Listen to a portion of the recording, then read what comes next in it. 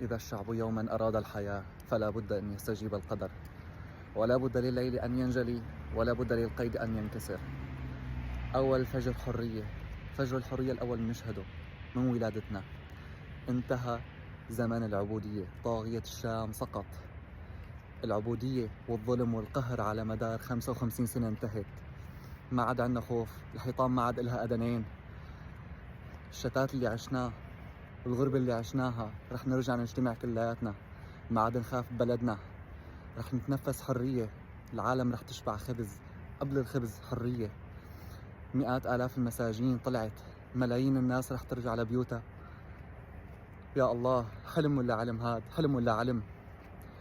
ب10 أيام سقط طاغية الشام. اللهم لك الحمد. يا تاريخ سجل، رح تكون عبرة لكل طاغية عبر الزمان، درس للتاريخ رح يتذكروه كل الناس. الثورة السورية انتصرت، الثورة السورية انتصرت.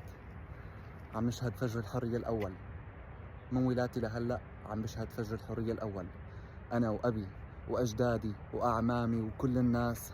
هنيئا للشعب السوري، هنيئا للشعب السوري. وسقط طاغية الشام، رحل الأسد وبقيت سوريا. إنها سوريا العظيمة وليست سوريا الأسد. بانتظاركم في سوريا المستقبل، تتسع لنا جميعا إن شاء الله.